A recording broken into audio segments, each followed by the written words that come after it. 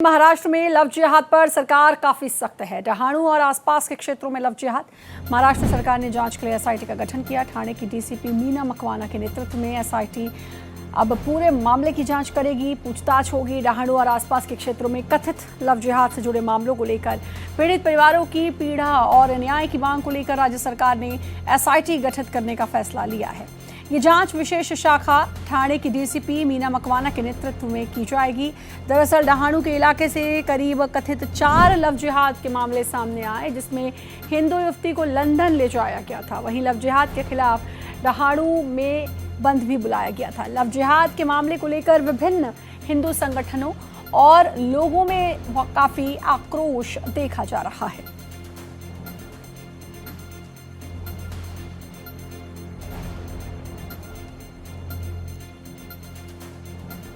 तो लव जिहाद का ये पूरा मामला डहाणू और आसपास के क्षेत्रों में लव जिहाद का मामला है। युवती को लंदन ले जाया गया था बरगलाकर, और अब इसी को लेकर एसआईटी का गठन डीसीपी मीना मकवाना के नेतृत्व में अब ये पूरी जांच होगी।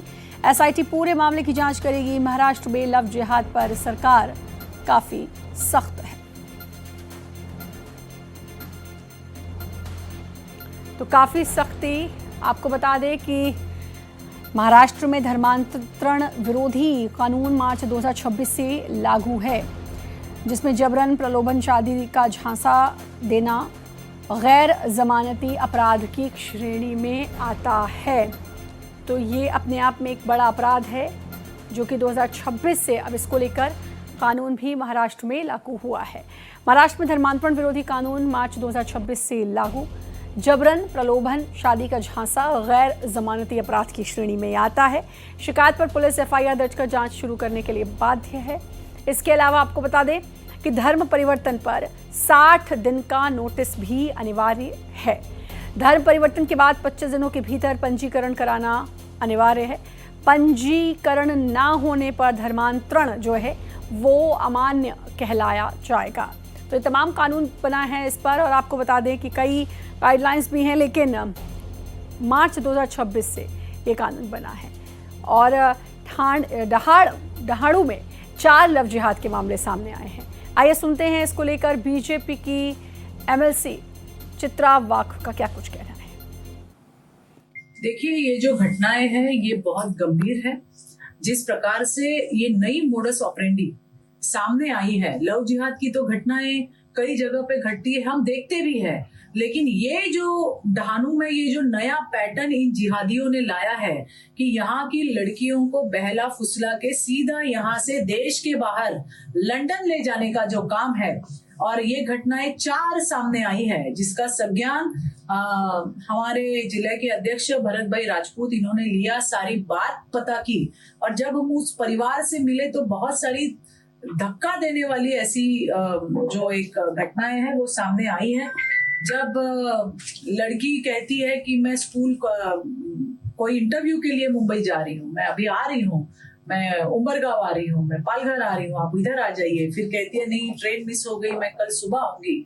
माँ बाप भी उसके ऊपर विश्वास रखते हैं, और दूसरे दिन सीधा फोन आ जाता है कि मैं किसी फलाने ढमकाने सलीम से, फारूक से, इरफान से मैंने निकाह कर लिया। ये तो बहुत ही शॉकिंग बात जो है वो परिवार के लिए है। ऐसे परिवारों ने कहा है कि वकील की लैंग्वेज में ये लड़कियां हमसे बात करती है, ऐसे लगता है कोई उन्हें कह रहा हो कि ये आप बात कीजिए, या उनको कोई स्क्रिप्ट दी जाती है, उस प्रकार से लड़कियां बात करती है। फिर कोई फोन नहीं आता, और जब माँ बाप लड़का और उसके परिवार के बारे में कंप्लेंट करने पुलिस स्टेशन जाते हैं, तो लड़की का तुरंत फोन आता है लंदन से कि आप कुछ कार्रवाई मत कीजिए क्योंकि मुझे लंदन में तकलीफ हो रही है। तो ये तो बहुत ही हम कहेंगे कि बहुत गंभीर मामला है। तकलीफ हो रही है मतलब उसको क्या कर रहे हैं, उसके साथ क्या हो रहा है, उसको बेचा जा रहा है, मारा जा रहा है, काटा जा रहा है। हमने देखा कि केरला स्टोरीज जो है उसके माध्यम से हमने ये देखा है कि किस प्रकार से लड़कियों को प्रताड़ित किया जाता है। और जब ये माँ बाप कौन से लड़का मेरी लड़की को ले गया ये देखने जब वहां पहुंचते हैं, तो उनके तो अपने घर के खाने के लाले पड़े हुए, तो फिर बच्ची के स्टूडेंट वीजा के पैसे कहाँ से आते हैं? कौन सी ऐसी ये एजेंसियां हैं जो ये पैसे दे रही है? कौन से पेपर के बलबूते पे दे रही है? हम सबको पता है कि लंदन का वीजा मिलना कोई आसान बात नहीं है, लेकिन इन लड़कियों को 7 दिन में मिल जाता है। मोडस ऑपरेंडी बिल्कुल सेम है, क्योंकि इनके जो वकील है वो भी एक ही है। ये अभी मुझे माँ बाप ने जो है लड़कियों के, उन्होंने ये पेपर दिया, ये आपके गुजरात के बड़ौदा के हैं, एडवोकेट मुसीब अली लियाकत अली फिरजादा, ये उनका नाम है, और यही केस लड़ रहे हैं। तो ये जो आप अगर देखेंगे तो ये सारी मोडस ऑपरेंडी जो है वो बिल्कुल सेम है। और इसी के लिए हमने जब इन बातों का संज्ञान लिया तो राज्य के, महाराष्ट्र के हमारे मुख्यमंत्री देवेंद्र जी फडणवीस जी, इन्होंने इस बात का संज्ञान लेते हुए तुरंत इस घटना पे एसआईटी स्थगित की है और एक एसपी स्तर के अधिकारी इसके चीफ रहेंगे, जिनके अंतर्गत ये सारी इंक्वायरी जो है वो वहां पे होगी। तो खाली रहाड़ी की बात करें तो वहां पर 4 मामले ऐसे आपने सुना भी अभी। महाराष्ट्र में लव जिहाद पर अब सरकार काफी सख्त है। मार्च में ही इसको लेकर कानून बना है।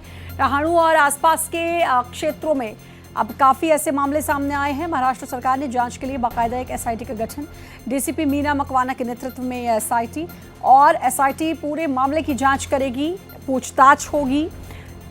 महाराष्ट्र में लव जिहाद को लेकर सरकार सख्त। अभिषेक पांडे हमारे साथ, हमारे संवाददाता जुड़ चुके हैं। अभिषेक, लव जिहाद का मामला जो कि महाराष्ट्र में भी अब बहुत ज़्यादा देखने को मिल रहा है और अब इसको लेकर सरकार काफी सख्त है, एसआईटी का गठन कर दिया गया है। बिल्कुल, सरकार को पता है कि लव जिहाद किस तरीके से तेज़ी से महाराष्ट्र में कई जगहों पर फैला, क्योंकि महाराष्ट्र के कई हिस्से काफ़ी ज़्यादा बहुत गंभीर तरीके से इस समस्या से जूझ रहे हैं। अमरावती में बहुत सारी जगहों पर इस तरीके के लव जिहाद के केसेस आए थे। वहाँ पर एक बहुत बड़ा तबका जब खड़ा हुआ तब जाके कुछ हद तक शांत हुआ। कुछ इसी तरीके का अहमदनगर यानी अब का अहिल्यानगर ज़िला भी काफ़ी ज़्यादा प्रभावित था, जिसमें लगातार वहाँ पर सरकार ने एक्शन किए, पुलिस ने एक्शन किया, तब थोड़ा कंट्रोल में आया। और अब पालघर का दहानू जो इस समय केंद्र बना हुआ है, जहाँ पर कि लव जिहाद में लड़कियों को बहला फुसलाकर उसको लंदन लेकर जाया जा रहा है और वहाँ पर विदेशों में ले जाने के बाद फिर उनसे इस्लाम कबूलवाया जा रहा है। और अगर उनके परिवार वाले यहाँ एक्शन कर रहे हैं तो उन्हें दबाव बना, लड़कियों से फ़ोन करा के उन्हें दबाव बनाया जा रहा है कि अगर आप वहाँ पे कुछ करोगे तो ये लोग हमारे साथ यहाँ पर कुछ न कुछ गलत करेंगे। यानी इसका मतलब यह है कि कहीं ना कहीं दबाव में लड़कियाँ हैं जो विदेश गई हुई हैं। अब जिस एसआईटी का गठन हुआ है उसको लीड कर रहे हैं खुद महिला आईपीएस ऑफिसर मकवाना। वो अब परिवार वालों से बातचीत करेंगी, यहाँ पर किस तरीके से फंडिंग मुहैया कराई जाती है, क्योंकि अगर किसी लड़की को टूरिस्ट वीज़ा पर, किसी लड़की को एजुकेशन वीज़ा पर अगर विदेश लेकर जाया जा रहा है तो उसके लिए पूरी एक सिस्टम क्रिएट की गई होगी।